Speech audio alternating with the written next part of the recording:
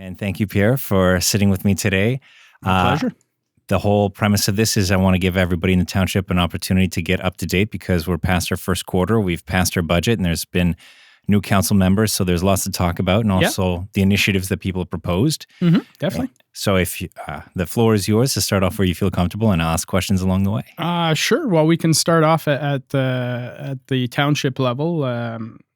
January, the big thing for January was the strategic plan. Council had a special council meeting to discuss the group vision, if you will, as to what we were looking for, where we would like to go. So our CAO, Dan Fonin, facilitated those discussions. It went over really well. There was some things that, little wording disagreements, if you will. But overall, council was able to had a very concise vision of where we wanted the township to go, and so that was for the month of January. That was the big one. We also created a new committee to investigate affordable housing. We know that that's something quite it's not just a local problem, but it's national problem. So what role can township play in that sense? But no, it was a good January meeting. There was so many things going on at the same time. Staff were working on the budget as well. Obviously, with a new council, you want to do your strategic plan so that before your budget, that way your budget lines up with your strategic plan as opposed to vice versa. But yeah, no, there was that was the big one for January. That's at the township level, at the regional level, Prescott Russell, a few things, PR Transpo was discussed, that in January went on hold. There was a few issues there, staffing wise and reevaluating, the whole program itself. That hasn't finally, no final decision on that, but it's been, put on hold at least until June, so so staff have a good understanding, or it was a pilot program, right? So we've changed it up a few times, and this is just the next iteration is to reevaluate and say, okay, we did it once, it didn't work out like we hoped. Did it a second time, we changed things, still not working out. So hopefully we can find a way to make things work a little bit better. And so with the strategic plan, how would you summarize it? The strategic plan, quite happy with it. Council, gave a broad general concept of what we're looking for, and then it was given back to staff. Staff worked on it, came back with final draft, and we approved it. So, I don't know it by heart, but I can pull it up really quick. So, council's vision of the Township of Russell is a collaborative, connected, and sustainable community for everyone. So, the 6 pillars that we based our strategic plan on were bold leadership, innovation and collaboration, long-term and sustainable planning, sustainable development and community character, empathy, trust, and equity for all, and safe and healthy and accessible development. So it's really, it's not completely different than the strategic plan. A lot of the projects, a lot of the things that, we were aiming for the last, 8 years, we're still on the same path. We just, adjust according to the council we have. So yeah, it's very, it's taken into account. For me, one of the big things was the character of the community. That's something I find that as we grow, we have to have a concerted effort on maintaining those, the character of our community. So I think that, putting that in the strategic plan will help. And what does that look like for you going forward? For me, the character, everybody comes here for different reasons, but a lot of people, it's just like they love the small town feel. And with the amount of growth we're having, obviously that's challenged, if you will. But the small town feel can remain. You see it in other municipalities that have, tripled, quadrupled our size, and they still keep that small town feel. for me, it's very much the interaction between the residents. Can we make sure that, if people coming into this community feel like, the existing people are just like, we don't need more people, and don't make them feel welcome, then you're going to lose that small town feel really quick. If you have an actual effort to make sure they're part of the family, that they're welcome, and, then they'll get that feeling as well. Being so close to Ottawa, a lot of people say we're a bedroom community. Quite possibly for a lot of people. But obviously the pandemic changed the working dynamic. So a lot of people aren't just, sleeping here and going to work in Ottawa. Now they're working from home, which means they're more in the community. So we actually have to make an effort for them to engage more in the community. So that, for me, that's the vision, is to make sure that, the people feel comfortable, not just living here, but feel like it's home. So. And with that, I find it's usually clubs, events, volunteering or being part of committees and stuff like that is a great way to feel connected to the community. Yeah, definitely. That's, we have so many events that happen in this community. That in itself is funny because it's becoming a challenge, because we have so many events that we now find ourselves, things are happening multiple nights. A great example was last weekend. The King Club was putting on the Elvis concert and trivia night in Russell. So, I had 2 events to go to, and, our family has a standing table reserved at the trivia nights. We enjoy going to those. But I popped in quickly at the Elvis concert towards the end, and another full room there. So these are events that, we have the capacity to entertain in our community. There's always something to do. Actually, one of the things the township is working on is a community calendar where, organizations will be able to log in, enter what the event is, and then, with the details, and that way people could, just click what's going on this weekend. Cool. I can check this out, community market, or, whatever the event is. So that'll help coordinate things as well. Because sometimes, in the past we've had, 3 events on one weekend, and then the other 2-3 weekends there's nothing going on. So hopefully this will be able to help our organizations plan a little bit better. Yeah, that's the community calendar is something I've heard come up at a couple of meetings. It's also something that I'm collaborating with CJRO Local First to set up as well. So that way we can have that taking place where people can learn about what's taking place in the community. Yep. Also, it's that setting up for because right now I notice a lot of events are either on Eventbrite or Facebook. Yeah. And those are great wide platforms, but they're not really specific to a particular region and area. Right. And and obviously, like the newspaper wants to be, the news radio station wants to be a center of information and things that are taking place in the community. So I can see a lot of cooperation taking place in that regards. Yeah, definitely. Like I said, it'll be a tool for everybody, right? And, obviously it has been in the works for a while. I think it's pretty much right there, ready to be launched. We had some staffing changes in communication, so we just have to wait till the new person gets up to speed to make sure it launches properly. But it's going to be, I think it'll be a great community tool, definitely. One of the things that I found really surprising when I was talking to staff going through the process of running for the municipal elections was hearing about that difficulty of getting staff, where people are kind of getting poached by different cities and different areas for a variety of reasons. Yeah. But what advantage or what things can we do besides just finding a lucky combination of somebody being here, wanting to be here, or it's a very interesting place in time for workforce. I think the pandemic changed so many things. One of the advantages we used to have as a small community was that small town feel, right? We would get people to come work in the local community, you don't get out of the big towns and this and that. And that was a selling feature.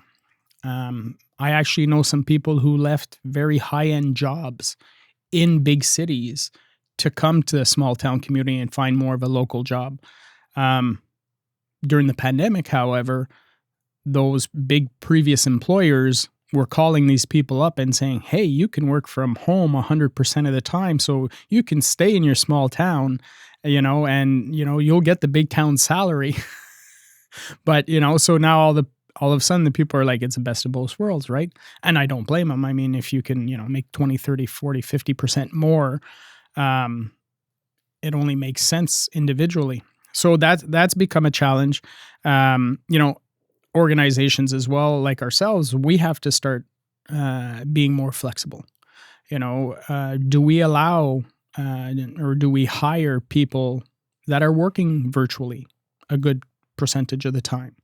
There are some, obviously, the guy who's working on the snowplow can't work virtually, but somebody who's working in the office potentially can. So, so we have to adjust as an organization to say, what's our hybrid model look like? Is it, 1 day, 2 days? Is it 5 days a week? So, and, it's strange because as somebody who had a business myself, and I've managed a lot of people in my different careers over my life, I've had many discussions with people, and they seem to be finding it, managers specifically have a hard time transitioning because they're like, well, how do I know if the employee is being productive? They're at home. Well, chances are, if they aren't productive at home, they probably weren't productive in the office, right? Just because you can walk by and see somebody holding a cup of coffee or typing a keyboard doesn't mean they're being productive, right? So now it's just changing the key performance indicators or tracking how you make sure that the workload is being done. So, so that's how to find people is a challenge. A lot of people are retiring. Planners, building inspectors, these, 2 positions that are key in an organization, especially one like us who's in full growth mode. I think last time I looked, the city of Ottawa was looking for like 14 planners. So from a salary perspective, you have to be comparable or close to, right? Obviously we can't always match what a big city is paying, but we have to be reasonable enough that somebody to be able to attract people. So as I think and the advantage here, as a local government, a smaller local government, what's our work culture? Can we emphasize changes in our work culture that help create a more positive atmosphere for our employees?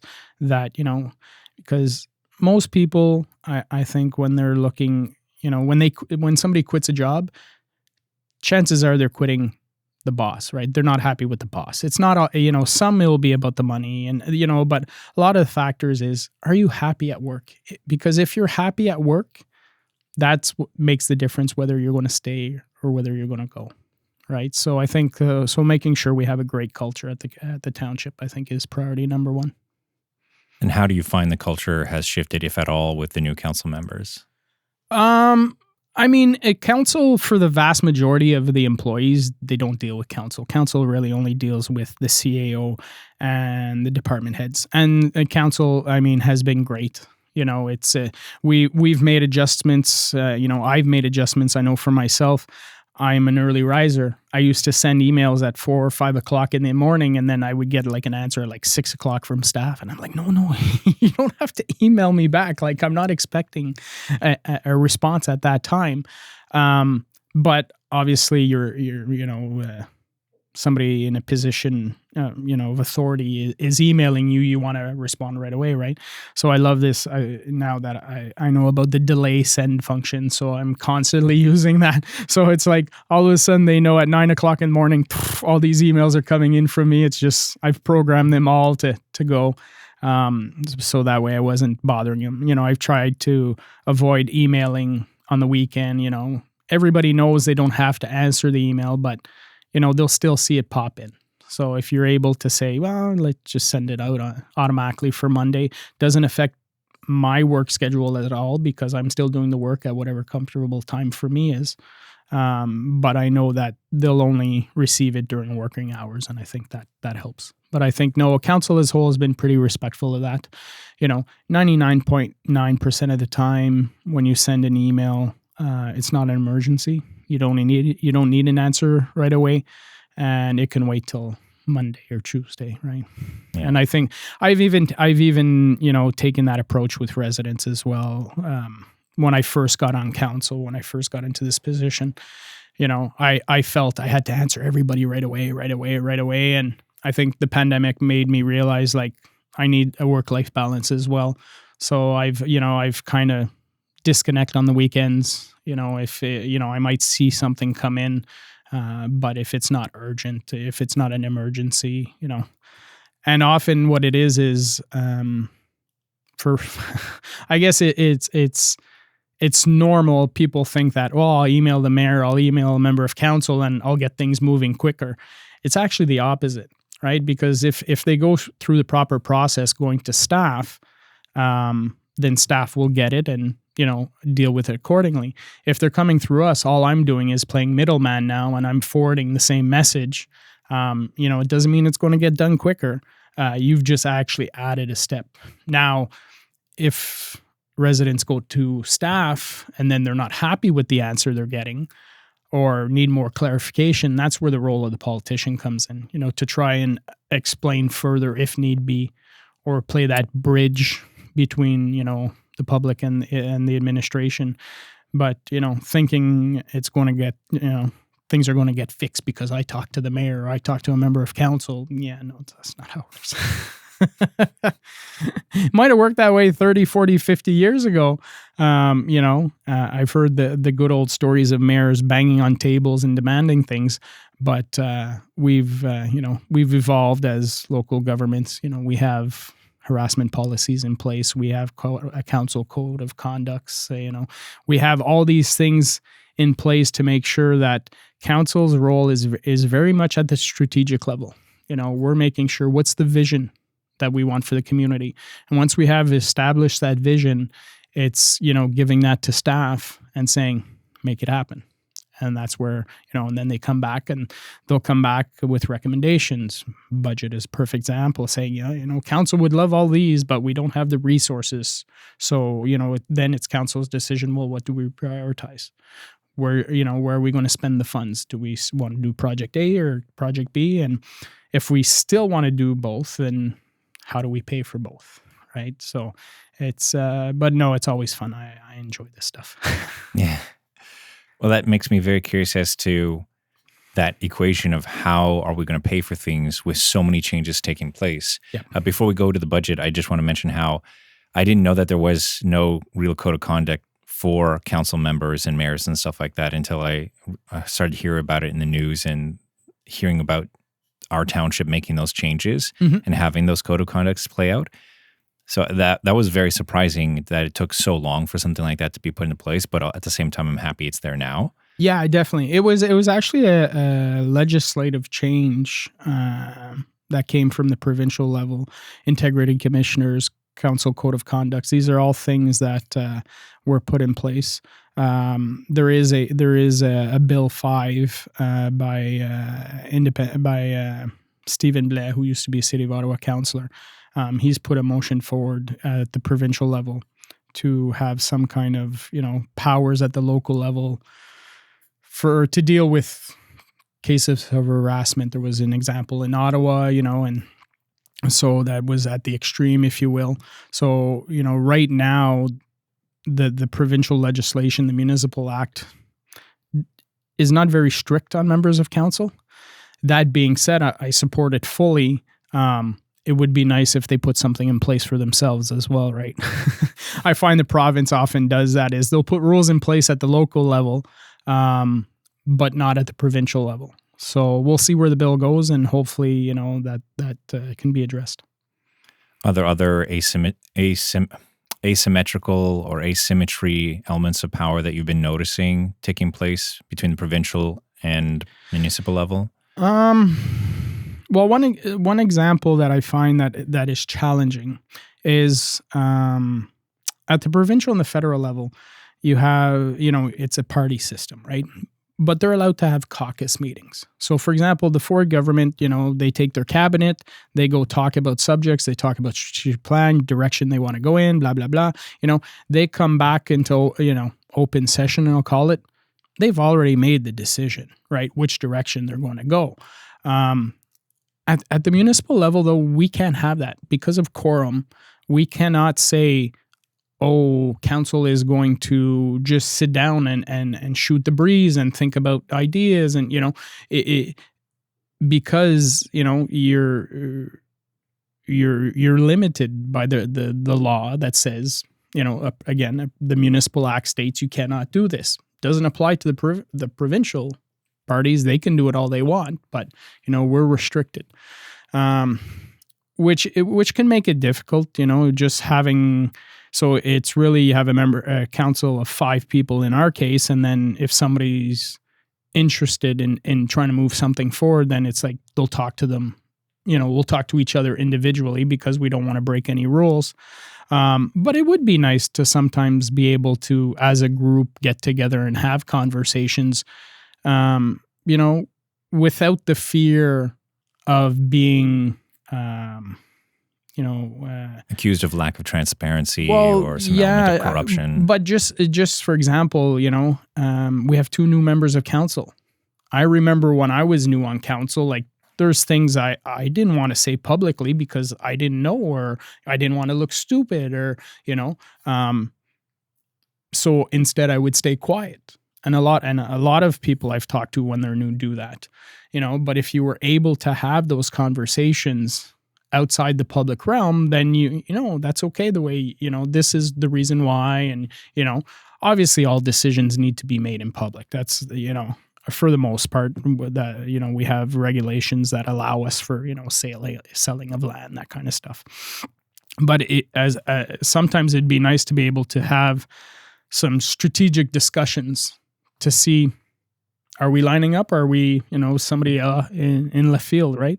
So it's, that's, something I would like to see changed in the future. But I mean, that's way above my pay grade. So Do you feel it would be better resolved if parties had to have their caucus meetings recorded and publicized, or where there's just a reversal, instead of you're not allowed to have a gathering if you have quorum, but under certain circumstances you're allowed to have a gathering under quorum? Yeah, it's really difficult to say, right? I can understand the transparency part of it, but at some point, obviously at the provincial and federal level, parties want to be a unified front, right? You don't want to air all your dirty laundry in public. Which when you have those closed session caucus meetings, and I've never been to one, so I can't really, say what they speak of, but my understanding is that, you have an opportunity to say, hey, I'm not happy about this, I think this was wrong, or whatever the case is, and then there's internal debate, and then, you feel like your voice is heard. Now at the municipal level, you can have those conversations, but it's going to be in public. And are you comfortable enough to do those in public? Not everybody is, and with social media these days and the media, hanging on every little word, a lot of politicians find it very difficult to speak their mind, because, if they say something, next thing you know, they'll be crucified in the media, and it's just like, you're damned if you do, you're damned if you don't. Mm-hmm. So, yeah, I can see an argument for both sides. I can see an argument for that. In one way, privacy allows people to have a sense of safety in being able to take risks in their thoughts and their feelings, and without it having to be used against them. Yeah. And then on the flip side, I could see the argument for transparency, and that there could be a benefit to demonstrating the muckiness of negotiating and getting onto the same page, to see how people actually persuade each other towards certain points. And it could also make it more challenging for strong arming to take place. If you imagine in a party situation where there is some type of conversation that takes place where there are people who are concerned to have conversations in public because they're afraid of looking maybe dumb or saying something that comes across as offensive. And then there are those who want to have the conversations in public because they want to say the offensive things and apply the pressure. Yeah. So I can see an argument on either side for that kind of situation, and that it is obviously something up on the provincial level that Yeah. has power down on the municipal level. Yeah. But when it comes down to that, how responsive do you find the provincial level to some of these issues that you have in wanting to update the way that you operate, so that way you can gain the benefits that you're trying to get? Yeah. So I find personally, my experience is the province is very seldom responsive to local government. I mean, we have the AMO, which is the Association of Municipalities of Ontario, who speak, as one voice for the municipalities. Even them, for example, Bill 23, the more houses quicker, there's definitely challenges with that bill, and everybody was saying, hey, province, like, whoa, like, but didn't make a difference. Like, they made up their mind, they're going forward, and that's it. That's all. I often see the province and the municipalities, like, the province is the parents and the municipality are the kids, right? But after, 125 years, you think that, we've grown up as municipalities where, we have a lot more experience, a lot more knowledge, you can give us a little bit more leeway, right? But again, when we're just talking about, doing stuff, transparency or closed session or in caucus, with the parents and the kid analogy, I have 3 kids, and when they were young, me and my wife would have discussions, and then we would come to the table, and this is what's going on, guys. We present a united front. So I see both sides of it as well, where sometimes you need to have conversations behind closed doors because you don't want to air the dirty laundry in public, right? But no, it's the province is, the Constitution, the way it's written is municipalities are creatures of the province. The only powers we have are whatever provinces dictate to us. They can give us all the powers they want. They can download responsibilities to us, or they can take things away. So, I've seen people say, oh, well, we should, fight the province on something. We'll never win. That was a perfect example when Ford decided to cut down on the number of councillors right before the Toronto municipal election. Toronto fought it, went to court and everything, but the Municipal Act is clear. The province controls everything when it comes to municipalities. On the extreme case, you might get a municipality that fights something that, the court system might say, the municipality's right, but it doesn't happen very often. Yeah, and there's so many municipalities, you'd have to have a very strong united front to be able to make that case. Yeah, there's 444 municipalities in Ontario. Getting them all to agree is very challenging, right? So, do like anything else, provinces, the federal government, you see it often, divide and conquer. It's like, we're putting this program forward for the provinces, and you had provinces holding out, but soon as one signed up or 2 signed up, then the others kind of fell in line, the $10 a daycare. Oh no, everybody was fighting it, then one, and then whoop, and all of a sudden everybody jumped on board because they don't want to be left out. Right. So, I don't know what system is better. It's the expression or the saying, democracy is not the best system in place, but it's the best system in place we have. Yeah. So I haven't found an alternative to it. So, so many places to go from this. Since we're still talking about the whole province and municipal level, I will come back to the municipal level. Yep. But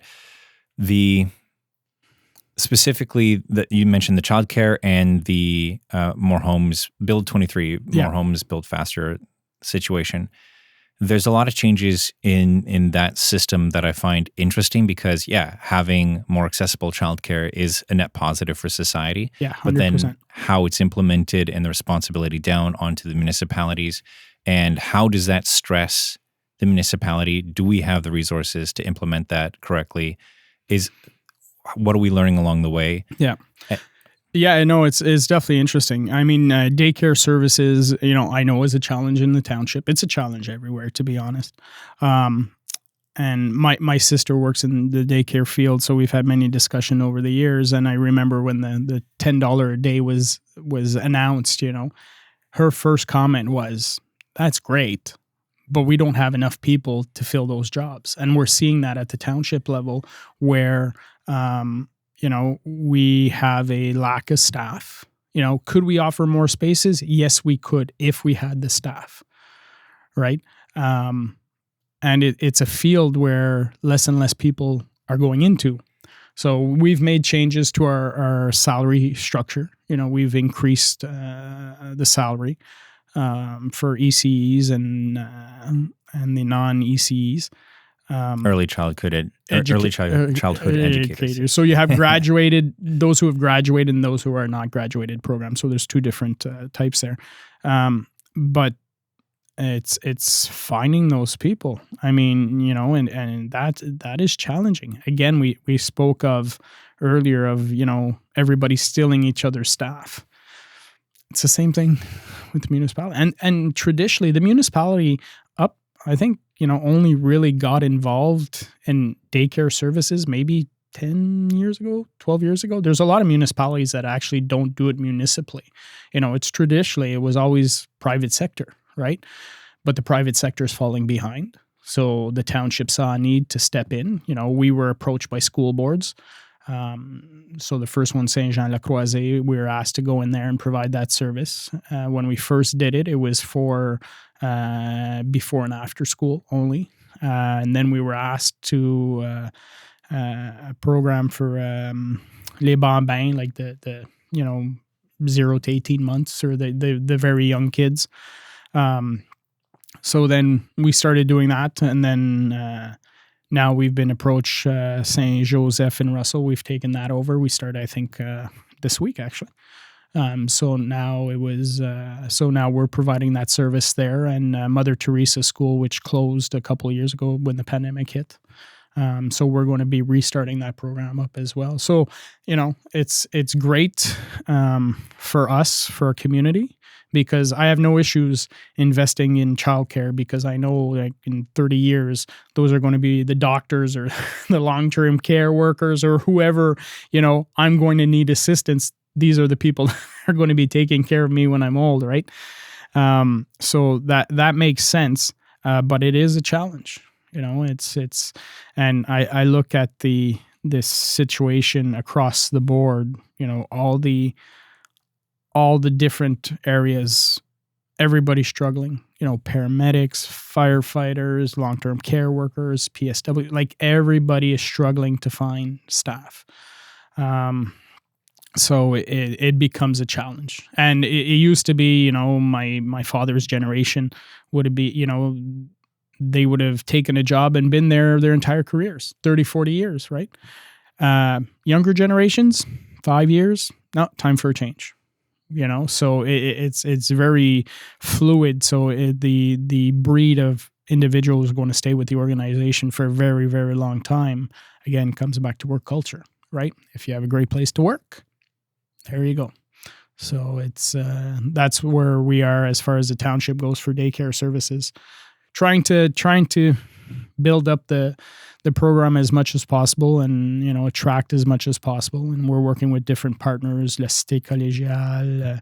We're working with Centre de Services à l'Emploi, Prescott Russell. Trying to get programs in place to help bring. Township even helps to pay for people to get their graduate degree. So. So we're doing what we can, and hopefully, it won't be tomorrow, but in time, we'll see those positive changes. Mm-hmm. And when it comes to the Bill 23, when I heard about the development charges being lifted in certain contexts, I could understand how that, in a certain way, makes it so it's easier for people to buy homes, because you're not, in a way, putting this tax on people who want to move into communities. Mm-hmm. You're removing from like $20,000 to maybe $90,000 off of a new home, depending on where somebody's living. Yep. But at the same time, I understand how from our municipal election, how growth would pay for growth, and that these development charges would help to cover a lot of the costs of something like the Sportsplex, which you talked about in the recent budget conversation that you streamed, which I'm very happy that we're having these kind of hybrid and more modern approaches to having conversations and reaching out to township and people within our community.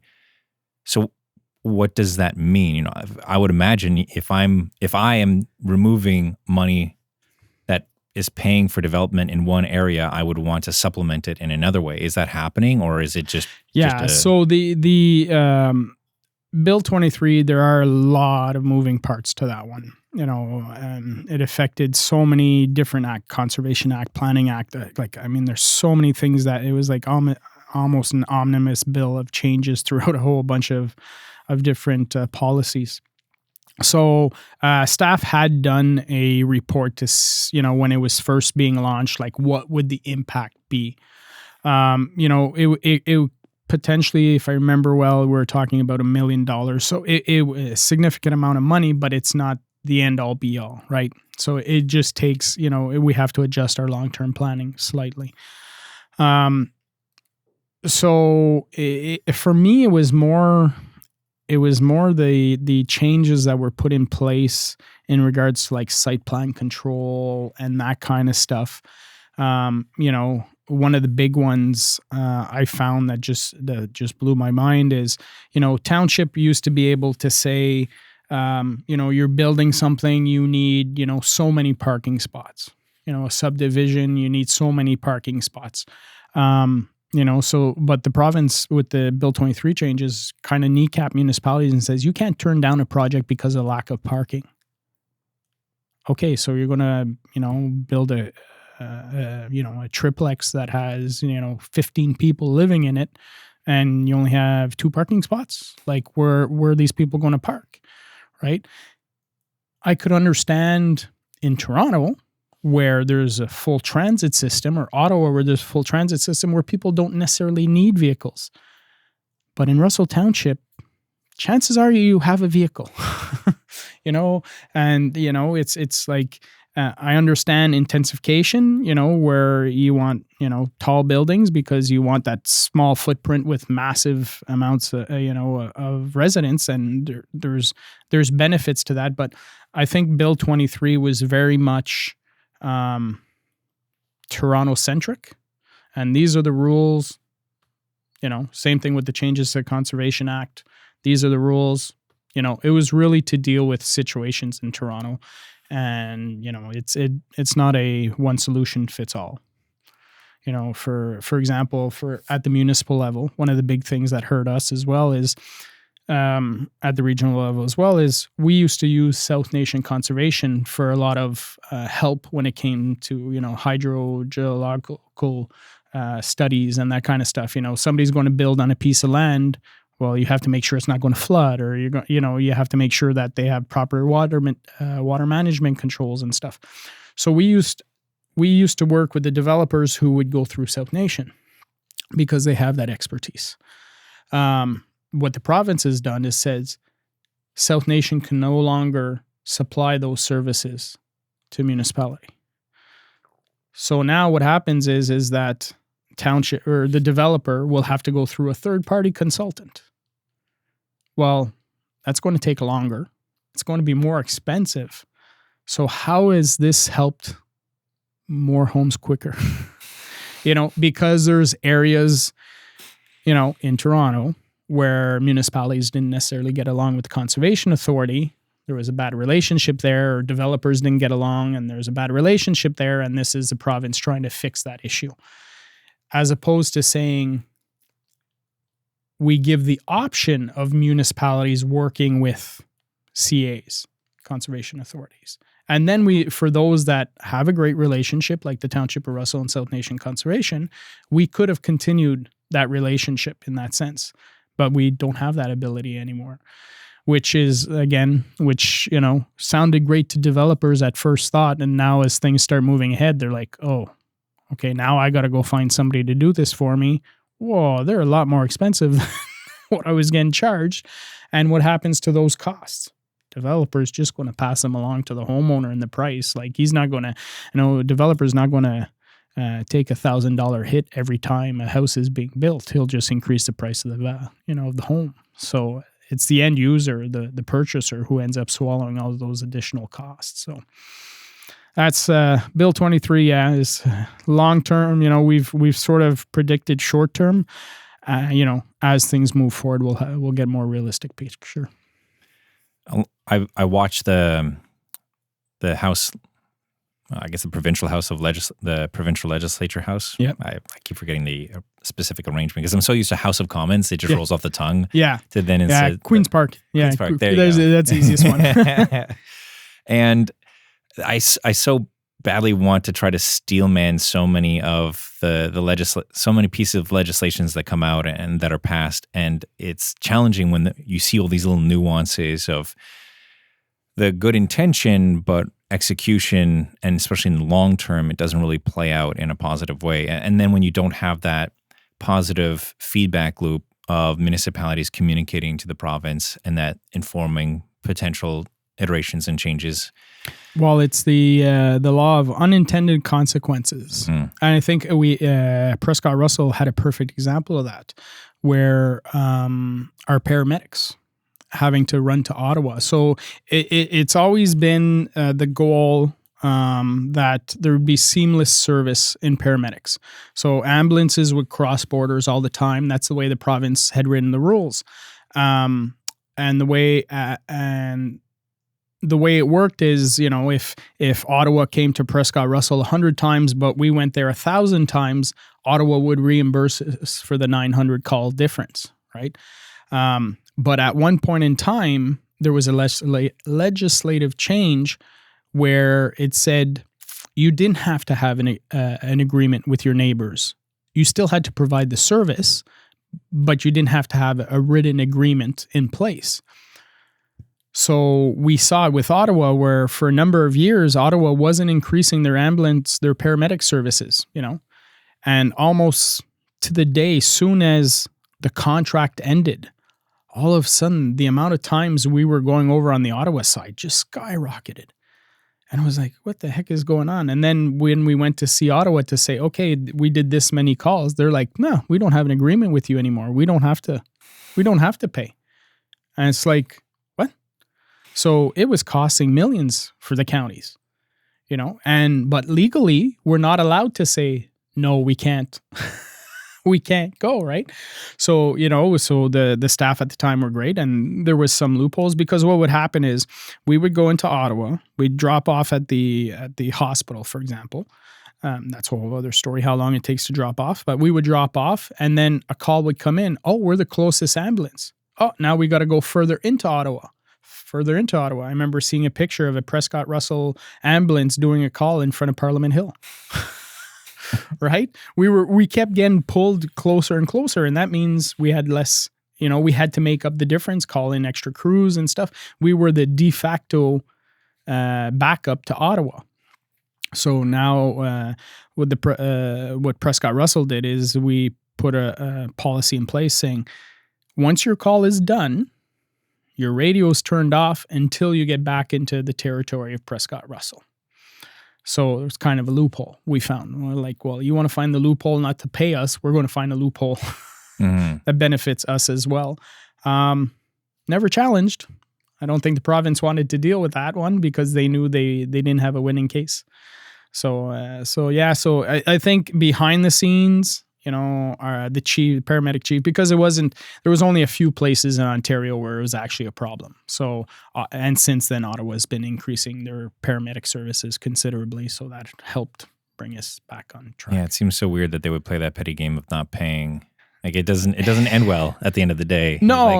Like, it's like all of a sudden it's like, why is our call volume going skyrocketing, and why is our response time within Prescott Russell taking a nosedive, right? So, but again, it comes down to the province putting rules in place.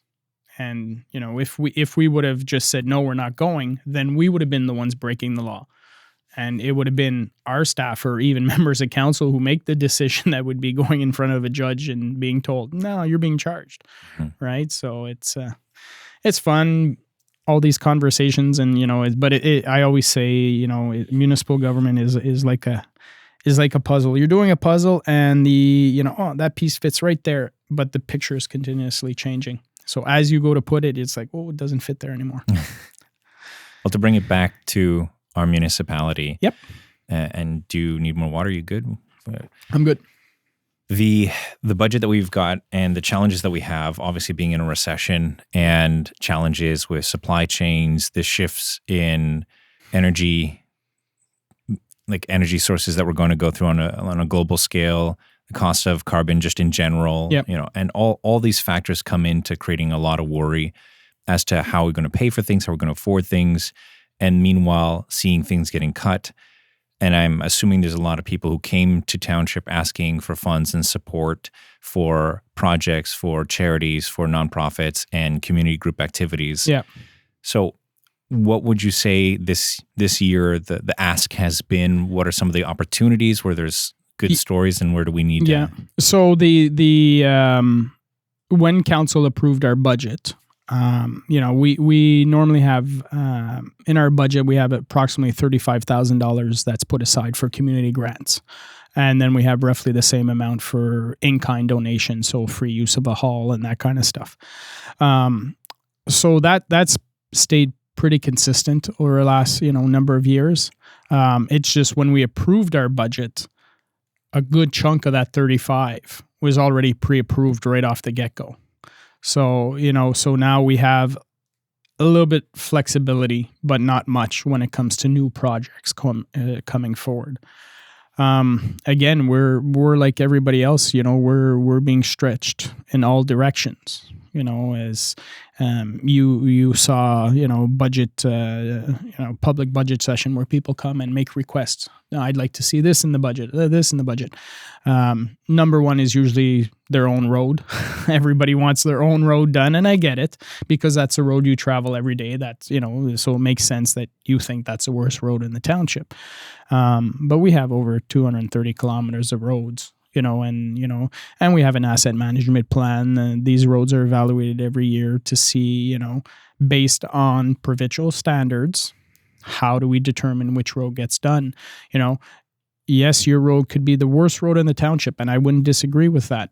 But if only 10 people use that road, but we have another road that's, starting to get bad, but we have 10,000 people using that road, well, chances are we're going to do that road first, right? Because we want to make sure, we want to maximize the return on our investment. There has been a shortfall, a deficit in regards to the monies needed to keep up with our road system. We've been hammering away at that deficit year after year. So I'm glad to say if everything keeps going as planned, by 2026, that deficit should be eliminated, which just means we're paving more every year. Right. And once that deficit is eliminated, then we can actually start trying to improve the service, do more roads and actually be ahead of the game for once. So, how did we get here? It's just decisions made in the past, like anything else, right? It's like, this deficit, the municipalities, when it comes to asset replacement, only started like in Russell Township's case. I'm thinking like when I got on council in 2010, asset management was just starting to be discussed. And it was the provincial government who realized we can't just keep handing money hand over fist to municipalities without them actually having a plan. Because it's interesting because municipalities own most of the public infrastructure in Canada, but we received the smallest piece of the pie when it comes to funding. Like we deal with user fees, which is a small percentage, and taxation. Income tax, sales tax. We don't have any access to that. The Association of Municipalities of Ontario actually, I think about 6 years ago, had said, the HST at 13% requested bring it up to 14%, and 1% would specifically go to funding infrastructure for municipalities. But that was turned down flat really quick because it was near an election and nobody wanted to be seen as raising taxes. But that's something personally I feel they should revisit, because it would everybody uses public infrastructure. Not everybody's a homeowner. Right. So it makes sense that even the renters, through their sales tax or through their income tax, are helping to pay the infrastructure. So it's But no, overall, as a municipality, we're doing fantastic. Our debt payment is roughly about $1.4 million a year in debt payments. A lot of it being the City of Ottawa water project from years ago. I think our borrowing capacity, we could go up to like $5 million a year in payments, $5 or $6 million a year in payments. So we're quite comfortable.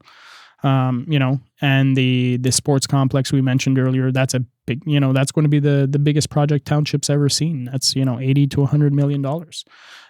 But we've been planning for it. I remember coming into the Township in 2001 and people talking, oh, we're going to have a complex one day. Here we are 22 years later. And I'm like, how's this happening? Well, in 2018, we started putting funds aside saying, 1% tax increase for a 10-year period. And we've raised the money we need. So it's coming along nicely. I'm looking forward to the design, 30% design coming forward next month. So. Yeah, that's going to be very exciting. Very, very exciting. Yeah. You actually caught a lot of my attention when you talked about the idea of raising the HST by 1% and funneling that into infrastructure, because when the HST went from 15 to 13%, and it's been years since, I haven't really noticed any big changes. It's not like society got that much better. And it's and I get it. It's hard, right? Because I remember when the GST was first created. Now I was younger, but if I remember well, like this was supposed to be a temporary tax. Canada was in debt, and the GST is going to clear that debt. Yeah, no, that didn't happen, right? Same thing. Income tax was supposed to be a war tax. It was just during wartime, but the government. But what happens is the government would get this funding, and once they have the funds, they're like, oh, we can offer this program. They're offering more programs to improve the lives of citizens, right? And the citizens are asking. So it's almost a vicious circle where the more you take, the more people want, and you're continuously having, like we talked about daycare. Knock on wood, right now, daycare is paying for itself in the Township. But as it grows and grows and grows, at one point in time, there might have to be a municipal contribution where, we're not breaking even. It's going to cost us money. It'll become an essential service just like anything else, right? So that's one of the challenges is finding that balance and really between what is needed and what is wanted, because everybody wants a lot of things, but do they actually need it? So it's, but yeah, no, I when I saw it proposed by AMO, my first reaction was, oh, great, increase more taxes. But sometimes, there's situations we have to address. And if we, that's why I'm very much somebody who believes that if I'm going to spend $1, I need to get at least that $1 back or make money with that $1. I think that municipalities often say, don't have that. I shouldn't say municipalities. Traditionally, I think a lot of people thought that townships shouldn't make money at something, right? And I have no issues making the township making money because it's helping to offset the programs where we're not making money, right? Because if we decide not to make money on anything, that means we're going to have to get the funds somewhere else, and that's going to be taxation. For example, the 417, we bought land, and now we sell it at a profit to help offset the costs of infrastructure that's needed for that park. For me, the park is we have two major projects right now. We have the complex, which is a lot of people want it, but we don't make money with it. Then we have the 417 servicing project where not sure everybody wants it, but that will actually create a new revenue stream that'll help offset the complex, right? So it's going to be interesting discussions at council, these two projects, because I think it'll fall into the category of we would like both projects to move forward. Financially, can we have both projects move forward? And how is that going to look? If we say, well, do we delay the complex a year or two in order to do this. I think the financial plan that was put in place, or the Hempson report on the industrial park, was basically, if you do nothing in 40 years' time, you'll collect $10 million a year from that park. If you bring services in 40 years' time, you'll be collecting $40 million. It's like 4 times. So from a financial aspect, you want that, and if somebody would have said, well, if we would have done it 30, 40 years ago, we would be collecting that extra revenue now, So as a township, as a council, we have to be able to have that vision of not looking 5 years down the road, looking 25 years, 40 years down the road to say, long term, this is a no-brainer. So that's those are going to be interesting discussions. We actually, May 1st, we'll have a special meeting just for the servicing in the 417 Industrial Park. Mm-hmm. I do have to acknowledge that when it comes to the sports dome, I made a false statement before of it not being self-sufficient, because we were talking about the industrial park supporting the finances for the sportsplex. Yeah. But the sports dome is self-sufficient in that it's proper asset management taking place. Yeah, it was built with everything in mind, just like the complex is. We take in, when we were planning the sports dome, we were taking into account that the operational costs, the asset replacement costs, eventually, in 20 years' time, we're going to have to replace that, bubble. So there's money put aside specifically for that. And that's the approach we're taking with all our assets now. Anytime we create a new asset, you'll see it on the report saying, okay, this is, we're creating this new asset. The yearly contribution is $2,000. So that we know as a council, when we make that decision, we approve that report, we know right then and there, that's an extra $2,000 needed in next year's budget because we're creating this. So, as we go through the reports, if you add it up, okay, there's going to be so much coming forward next year. So, and then connecting that to the sportsplex and the industrial park, the idea of bringing services to the industrial park. I can see the huge value and return on investment in regards to that. And connecting back to the tax conversation, I think a lot of people feel upset about the idea of taxes going up because they don't understand how it's an investment.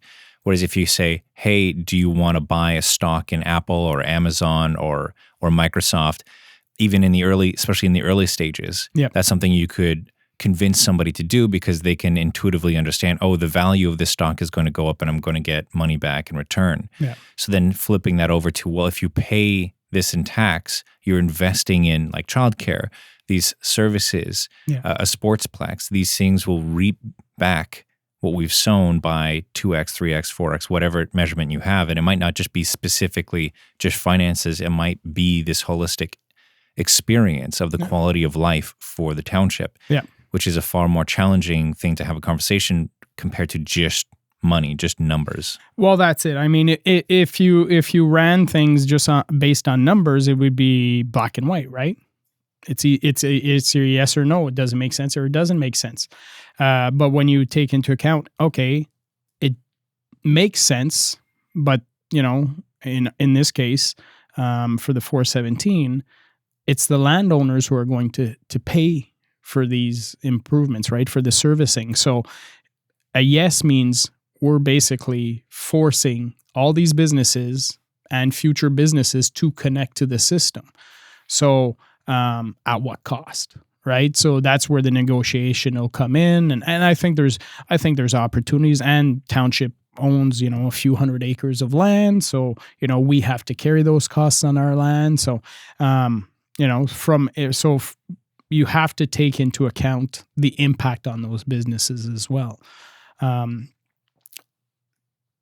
But that's part of the discussion. That's why, staff, or I should say council, has to have the vision. How do we move this forward? We've been discussing this topic for, last 10 years. And should the decision have been made 10 years ago? I was ready to make the decision 10 years ago. It would have been a lot cheaper 10 years ago, right? But we're here today. So for me, it's like, the best time to have done it was 10 years ago. Next time is now. And if we don't do it now, in 20 years' time, 30 years' time, when those people, their septic systems they're going to be like, oh, we need services. Yeah, like 10 times the cost of what it was now, right? So there's a definite value. I've been researching other industrial parks across Ontario, that have brought services, and they've seen a huge take up. I look at, for example, Volkswagen opening a plant in Southern Ontario. Why can't that be here? We're sitting on 250 acres of land. There's a potential for the full build out is 1,000 acres of land. Like, we have the space. I know that Ford built in Castleman. They were expecting to have services, which didn't end up happening, so they had to put in private services. But they would have liked to have services, right? For all the new businesses coming in, they're like, well, I can pay a little bit more for the land, or I can pay to put the infrastructure in the ground. Well, I'm going to have to repay that down the road, where the land value is just going to go up, right? So, no, it's going to be, those are going to be interesting conversations.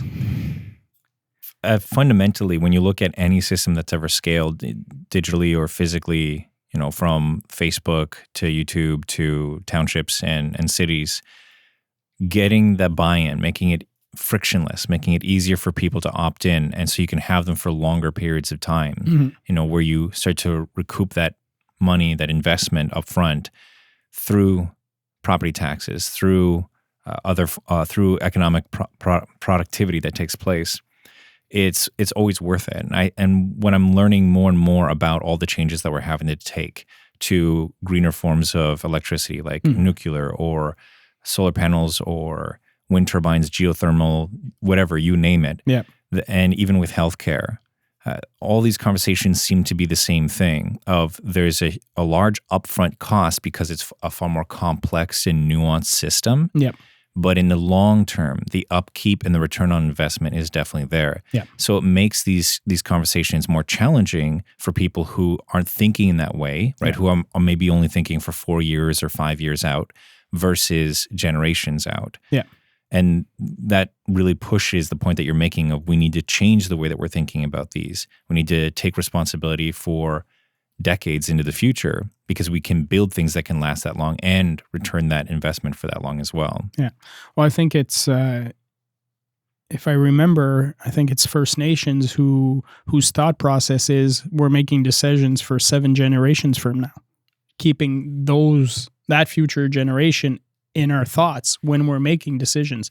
Now, obviously, we have to think of today as well. We can't just base our decisions on the future because there's real world present day impacts to those decisions.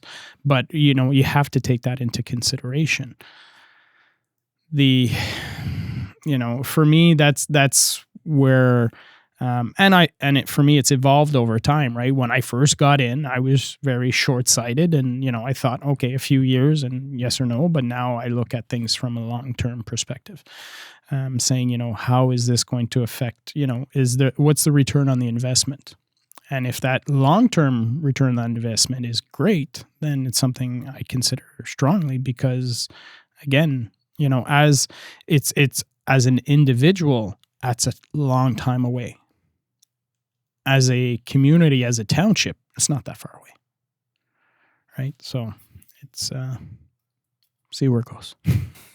And when it comes to people moving in, and the businesses moving in, we're talking about the small town feel. But I'm noticing that a lot of the businesses are more urban, like Domino's, Pizza Hut, Starbucks. And then there's also the new commercial area that's being put together just behind or like next to and across from those spaces. Yep. So the way that's laid out, it's very much kind of like large box store, huge parking lot. Yeah. Which is not really the small town feel compared to when you go on other parts of Notre Dame where you have like the smaller strip mall. Yeah. And even just looking at how our mall has changed since we're getting more food options there. The parking lot there is consistently packed during certain hours. Yeah. So how do you how have you noticed those conversations evolving in regards to how can we maintain our small town feel while a lot of the building and infrastructure we're doing is mimicking outskirts of city design? Yeah.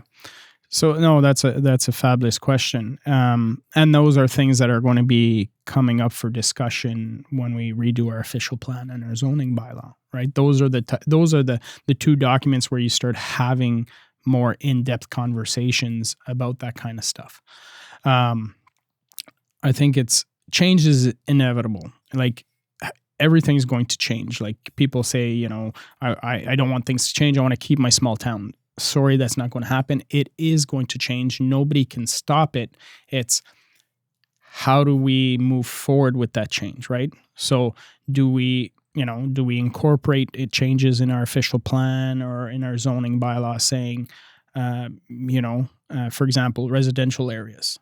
We see that this, more people, and I have this at home now. I have 3 young men living at home. If they all had vehicles, I wouldn't have enough parking. And we, in our calculations, we used to say, the garage counts as a parking spot, knowing full well that 90% of people don't use their garage as a parking spot, right? So how do we do that? Now, Bill 23, the parking issue, but I mean, do we start saying, okay, well, you know what? We're going to move, houses have to be a little bit further back so you have a little bit bigger driveway so you can accommodate more cars, right? Is that a change we do? Potentially, do we say that to the developer, you know what? You're going to have to give space for a community parking in your subdivision because we don't want cars clogging up our roads. And we say no parking on the roads. We have a community. So somebody buying a house there knows either I have to fit within my parking spot, my driveway, or I'll have access to community parking. Would that change? I don't know. That's the type of discussions we have to have though. Right. And that's sort of where I come back to the beginning. We were talking about those kind of strategic discussions, right? Because that's the type of discussion you need to have free-flowing, but very difficult to do in a council meeting type setting, right? It's really, it'll be really sort of like, I would prefer it to be like a round table type of discussion, but the way the council meetings are set up don't permit that. So that's where the challenge comes in. But it'll be, the big box stores coming in, yeah, they're going to come in. Now, when it goes to site plan, staff will be able to, address some of those concerns. Okay, we think, you should put more greenery here, or, you need some charging stations now, right? Those are things we have to consider as well. So that's from a planning perspective. So, that's where we have to concentrate as council on the higher level stuff, saying we would like this type of concept, right? How do we address that?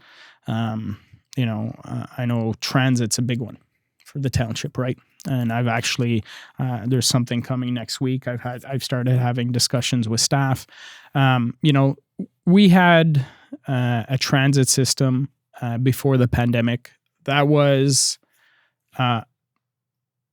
debatable whether it was good or bad. I've had many conversations. I wasn't a fan of that system in place, but we do have OC Transpo that comes to our door at the Fars Industrial Park.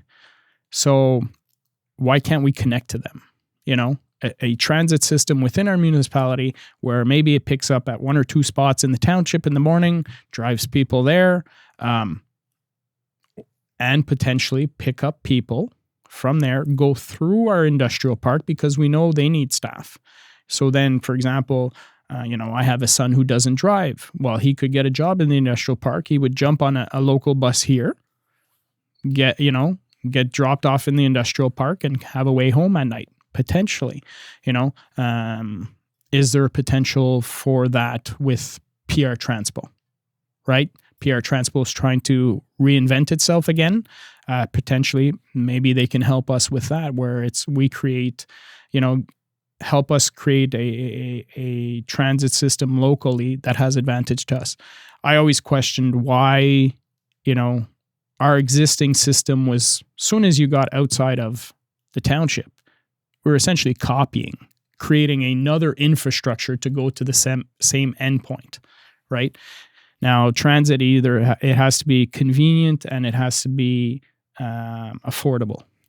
Now, everybody's definition of convenient is different, right? Is an extra 15 minutes on the bus convenient or not convenient enough for you to make the decision? Potentially. Is it going to save you $300-400 in parking and gas? Well, maybe that's worth the difference of convenience time on a bus, right? So for me, I'm looking for transit to be something where we can just bring people to connect to the Vars Industrial Park.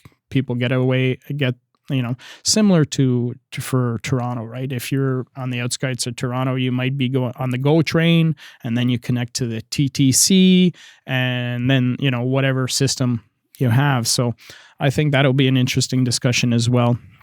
I really want to create a system that is cost effective. And I understand people who were probably on the previous transit system, the coach bus that took them right downtown, or Place du Portage. Yeah, of course that was a great service, but it was substantially, on public funding that took care of it, right? So if we're able to put something in place that essentially it's free for residents in the township to connect and get to the industrial park, all they would have to do is buy an OC Transpo pass. That's a perfect system in my mind. And we'll have that discussion. We'll see where it goes. Yeah, I'm fully in support of something like that. I want to see more public transit options within our township. That's why I'm trying to collaborate with all the different fairs and events that are taking place, and constantly having that conversation of, hey, let's work with township to see if we can promote some type of shuttle service, some type of public transit service for before and after when events end, so people can volunteer, or they can get there without having to get mom and dad to drive them, or whatever it may be. Yeah. So that way we can also get people used to going to these common meeting places and using this service. So that way when you have that conversation of, well, what if we extend it to here for work as well? Yeah. It's far easier for them to wrap their mind around it because they've used it in different contexts. Mm-hmm. Yeah. And transit, I mean, if transit was an easy solution, everybody would be doing it, it is very much you never make money with the transit system. That right off the bat, it's going to cost you money. And I don't mind that it costs money if a good amount of people are using it. My issue has always been is for the little amount of people using the system in relation to the population, that's where it becomes an issue. For example, for PR Transpo, where, we spent roughly $1 million for 285 users. That's a little high for my taste, right? But so Monday, or I should say Tuesday, I believe the conversation is really to work with the counties to see how much would it cost, and can we use the PR Transpo funds to start a project in Russell Township where it's basically you get picked up, 1 or 2, 3 times in the morning, because the Vars OC Transpo run, they come 3 times in the morning. So it's like, 6:45, 7:30, for example, whatever the times are.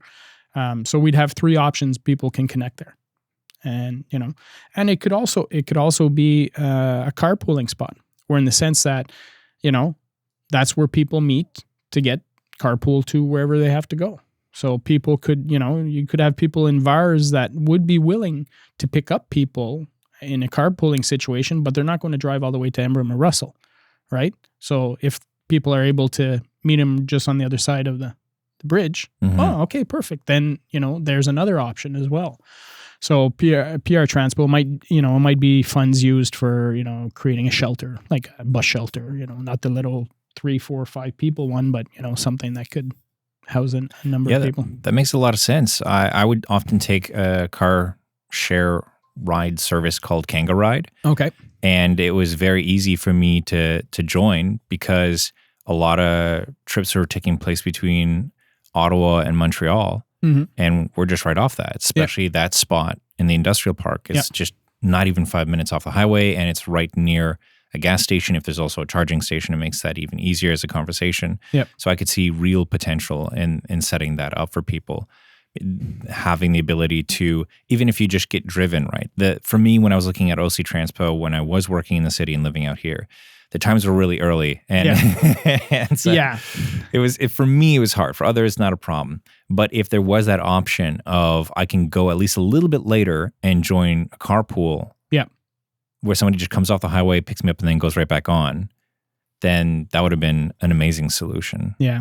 And it'll be interesting to see because obviously, trying to get OC Transpo to adjust a run would be, I could just imagine, a nightmare, right? They have everything down to a science, and saying, oh, can you just push that 5-10 minutes? And I'm sure it has a ripple effect through their whole system, right?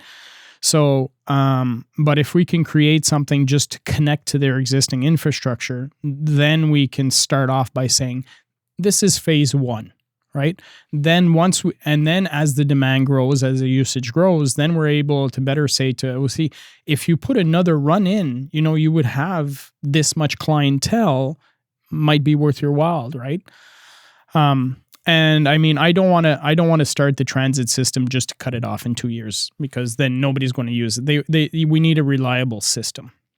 So I think that if we can start off with the pilot project, say, okay, we know that VARS is constant. The OC Transpo off VARS is constant. It's been happening since I've been to the township. So just connect to that. That's not a huge investment for the township or through the counties. 3 buses in the morning, 3 buses at night, boom, done. You make your central pickup point, either the arenas or the sports dome, where it's just a quick 1-2 and you're there, right? So that'll be, and I'm looking to address the issue of getting people to the industrial park, because I know that a lot of business in the industrial park would have, more employees available, but the first thing people say is like, oh, I don't have a car, I can't get there. Is public transit available? Well, you get dropped off in VARS, or at the park and ride, and then the person's looking at going, oh, it's, I know the park's right there, but that's still a half-hour drive, walk to get to the other end. The park is growing so much. So, if you said, well, you get dropped off there, but then there's a local transit system you can jump on and doesn't cost you anything extra, and there you go.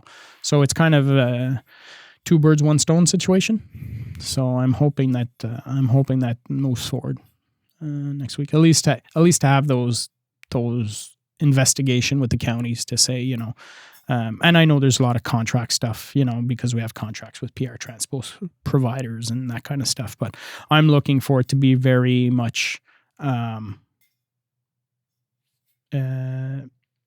that much energy on the staffing part, and very low. I don't want to get into start selling passes or charging people or this or that. Look, it's simple. We have funds for a pilot project. Pay the bus. People know the bus is coming at this time. I got to be here. I get on it. That's all they want. And then deal with OC Transpo. So we'll see where it goes. And you're talking about the United Counties of Prescott Russell, UCPR level, the second tier? For Tuesday, you said? Well, the Tuesday is a council meeting, so it's on our municipal agenda. We have to send a letter to the county saying this is what we envision can the PR Transpo funds be used to kind of put this in place, which I don't think is an issue, because we had at the beginning PR Transpo was permanent runs, right? But it was going like from here to Castleman to, it was very much different. Now I'm saying all I need is 1 or 2 buses in the morning for 3 hours. It's a permanent run, 5 days a week, these hours, set times. That's all we're doing. People don't have to call and book. They don't have to have a bus pass. It's just Give me the pricing. What's it's going to cost? And I think that, will it cost money? Of course it'll cost money, but I think we used to have access to the gas tax when we had a system going to Ottawa. So that's something we should be able to get again, the gas tax fund, to say, we're still providing a local transit service. We're just connecting it to our regional partner next door, as opposed to going on top of and creating additional infrastructure, right? So it's should be interesting. And how can residents support such an initiative? I'll say once I get it up and running, use it. That's it. That's it. Yeah, this is a no-brainer as far as I'm concerned. At our council table, it's very much the counties have the funds till 2025. Let's make use of it. Let's try and maximize the return on our investment. Will those funds in this case only be good for Russell Township? Yes, but the existing PR Transpo system, Russell Township was the second biggest user. And to my knowledge, we're the only ones who have that ability to connect to existing infrastructure. Like if you go to Rockland, they don't have an agreement with OC Transpo for a joint park and ride, right? So they don't have the OC going into the township or Clarence Rockland. Now, if they wanted to set up something like that and we could use PR Transpo funds for that, great, perfect, I just think we should do as much as we can just to connect to existing infrastructures as opposed to trying to duplicate it. And when it comes to UCPR, the United Counties of Prescott-Russell, for those who are uninitiated, like can you talk about the relationship between the lower tier and the higher tier? Sure. Yeah. So the lower tier, everybody knows you pay your taxes to Russell Township if you own a property here. So we take that funding. We keep roughly about 35%, and then roughly or 40, closer to 40%, I guess. And then, you have about 15% that goes to school boards and the other 35% goes to regional UCPR, the United Counties Prescott-Russell. So United Counties Prescott-Russell, they take care of paramedic services that the township doesn't do. Social services, ODSP, all that kind of stuff, that's all managed through they have public works. All the main roads in most of the towns are all the major high frequency roads. Those are usually county roads as well. Like Notre Dame and Concession? Notre Dame Concession. So Notre Dame going all the way to Castleman, so those Limoges Road, those are all county roads. Boundary Road is a shared between the counties and the city of Ottawa, So that at the public works level, now I'm just trying to think. I'm thinking of the directors as well. And then obviously the finance department at the county level to manage all that aspect of it. So they offer services that we do not offer. And that's where, now if you're like a single tier, like the city of Ottawa, you pay the city of Ottawa, but they manage all that stuff. So it's been that way since it was created. I mean, in our area, you have the city of Ottawa, which is a single tier. You have the city of Cornwall, which is a single tier. But Stormont, Dundas, Glengarry, Prescott-Russell, Leeds and Grenville, all those are all single tier or lower tier, upper tier. So United Counties of, and so in our case, it's 8 municipalities, everybody from the very western borders, which is Russell Township, all the way to the East Hawkesbury to the Quebec border. So that's pretty much the local government in our area. So we have the 8 mayors represent 8 municipalities, and we all sit at the county level table. So that's interesting as well, because sometimes you're faced with scenarios where a decision might be good for one level, but not, it could be good for the counties, but not good for the municipality. And how you address that is the role of the mayor to see which side do I agree with on a personal level. That's usually where it goes. Now, prior to the Strong Mayors Act, Yep. it used to be that a mayor gets one vote and a council member gets one vote. So everybody sitting at the table has the same amount of, I guess, voting power, correct? Yeah, in a single tier system. Yeah, so the Strong Mayor Act right now is only for the City of Ottawa and City of Toronto. So yes, it used to be that the mayor is one voice, or one vote like everybody else, and often only votes to break a tie. Yeah. But now they've got a little bit more power from what I understand. So for you, it's same as it was before. Yeah, the Strong Mayor Act hasn't changed anything in Russell Township.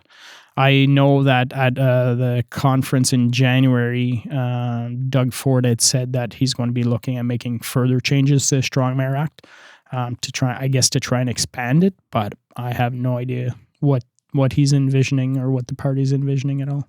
But now when you move up to the UCPR level, the higher level, yeah, it changes where some people have what's called a levied system or a weighted vote. Yes. So a weighted vote system is at the county level. It's based on the electorate.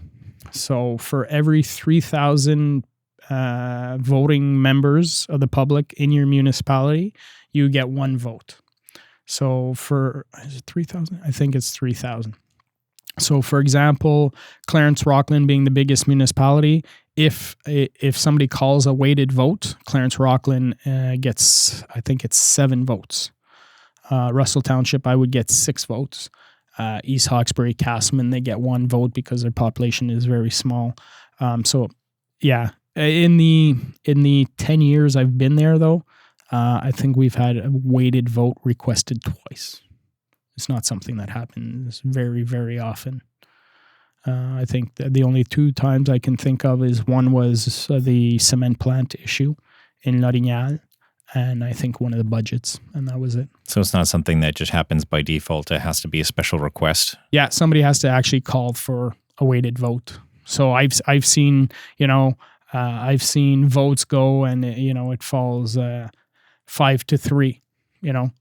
And the 3, if they would have called for a weighted vote, they might have had majority, right? But they respect it's you have to be very careful how you use, technically weighted vote could be called for every decision. But I look in our case, like if Rockland, Russell, and Nation Township are the 3 biggest ones, if we were to get together, we would control the majority. But in a sense, that's democracy, right? Because if you take into account our population, we have over 50+% of the population. So it's been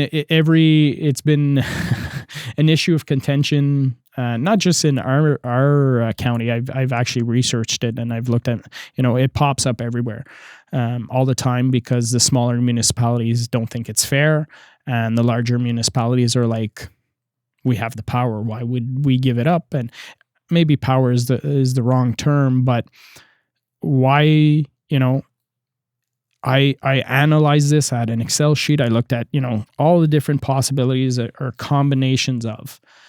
And if you try and make a change to the weighted voted system, what you do is you create a scenario where potentially a minority of the population would have this, would be making the decisions.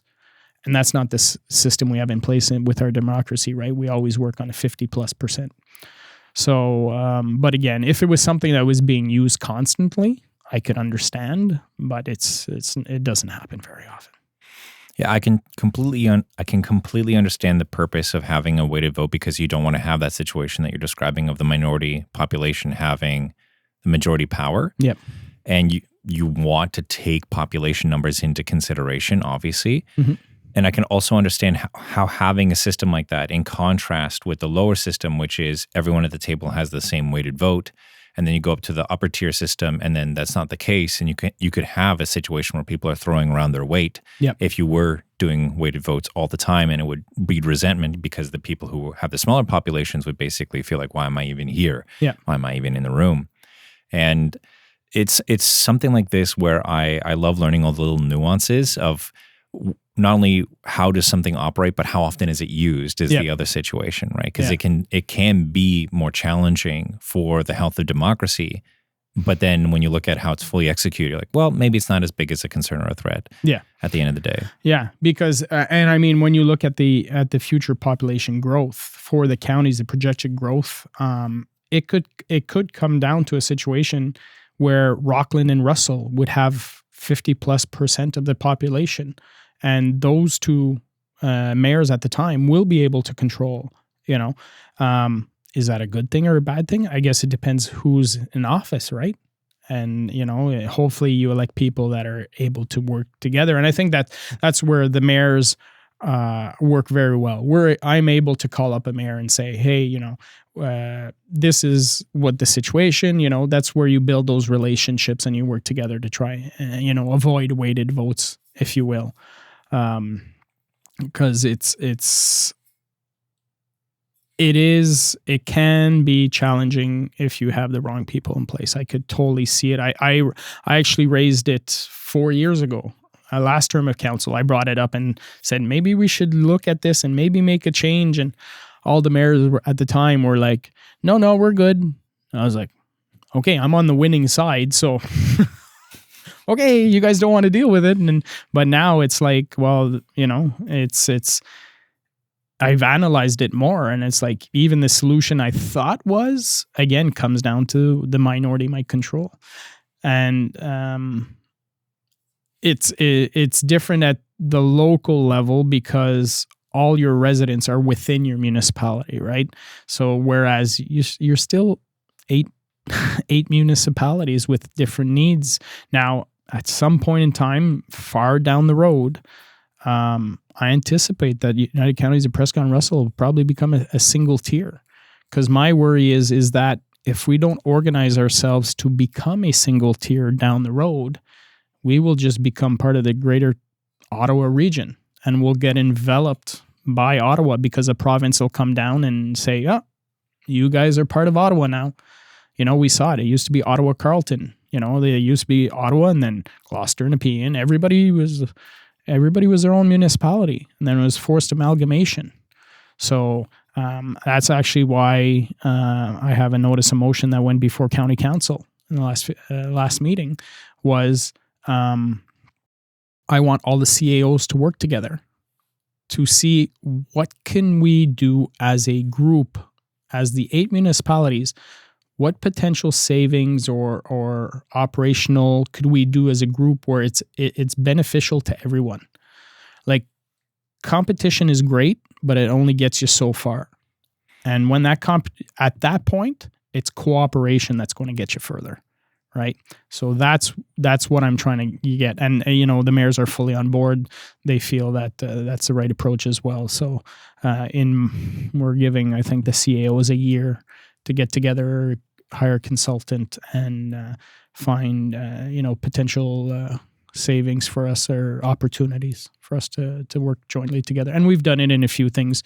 Staff have I think of when we go to tender for road paving contracts. Well, we go to tender as a county, because there's savings on such a large contract, right? We get a better price as opposed to all these little contracts. Somebody says, I'll bid one price and I'll really sharpen my pencil for the big contract. So salt, many of the municipalities buy their salt in bulk through the counties and that kind of stuff. So things like that, IT for many of the municipalities is done at the county level. So a lot of opportunities there. I think we just have to work together. And another one, I think a perfect example is firefighting. So firefighting, the rules are changing at the provincial level. All firefighters will have to be fully trained as if they were a City of Ottawa firefighter. Will be no difference by 2025. Whether, that's a huge cost for training, right? And right now we're 8 municipalities trying to all do it on our own. Maybe it's working together and have one central, trainer or organize, 1 or 2 people that are hired at the regional level that take care of training for everybody. So I think those are the discussions and the investigations we have to have. That is a wonderful point. The concern of will we just be amalgamated into Ottawa or absorbed? The element of there's benefit to competition, but at the end of the day, cooperation in all regards always wins out. Yeah. There's plenty of anecdotes to prove it. Like Sears is a great example, where Sears used to be the place for shopping and getting clothes and houseware and everything like that. And it got a new CEO came in, decided, okay, well, competition is the way to go.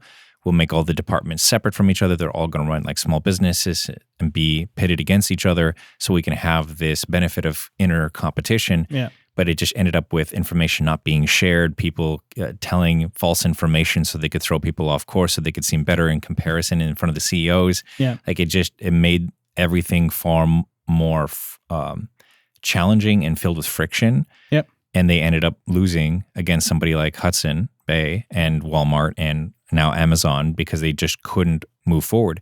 And when you look at something like Amazon in comparison, they have huge cooperation of sharing of data and information between all the different departments, and even of resources. Going back to your situation of, if a township or municipality can make not necessarily profits, but bring in more revenues in one activity to share that with another activity. Yeah.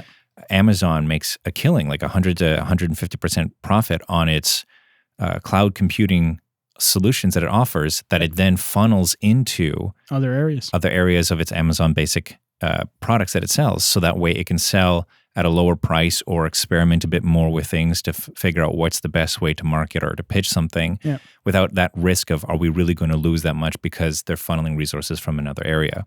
Versus asking the province in this situation, can you keep funneling us so we can experiment and take risks and try different things and provide a great quality product in comparison to something like Ottawa, right? If you look at public transit, people would say, well, I'm paying this amount to get this amount versus here. Yeah. So there are a lot of amazing points that you brought up. I'm very happy we had this conversation. I'm fully on board for a lot of these initiatives, and I'm very much looking forward to seeing how they're going to progress over time, and want to provide support for them. And always want to give all my power and attention towards any message that supports collaboration and that creates a greater community for us at large. And so I want to ask if there's anything you want to share or bring up or mention for anybody to consider before we wrap up. No, I think it was a very good discussion. Thank you very much for the opportunity. I think, as I invite people to always, read up on the agendas, minutes, see what's going on. I know it can be cumbersome, or, a lot of people, it's not their cup of tea, if you will. But Township, we do our best, and there's always room for improvement, but we take great pride in doing a lot of community outreach, putting information out there. But communication is a two-way street, right? People actually have to want to look. So even just following the Facebook page or the YouTube page, or our social media pages, or I think the most important one is sign up for our newsletter. You can sign up for our newsletter, and you can receive all the newsletters, or you can receive the newsletters in relation to whether it's recycling or garbage or Parks and Rec or whatever the case is. I mean, you can really pick and choose, but it's newsletters. It's an email that comes in now and then, and it gives you a little bit of information what's going in the township. So, no, I think there's great opportunities for community engagement, community volunteerism. That's always a big one. If you're new to the community, you want to make sure to attend the local events, meet the organizations. A great opportunity, actually. We're going to have a Meet Me on Main Street in Russell this year to celebrate the 125th. The date has had to be adjusted. I think we're in the month of July now. But that's going to be an amazing event to come out and, celebrate. We're going to close down a section of the main road in Russell. We're going to have a bunch of tables that, it's going to be a good party. You get a great opportunity to meet your neighbors. Thank you. Thank you very much.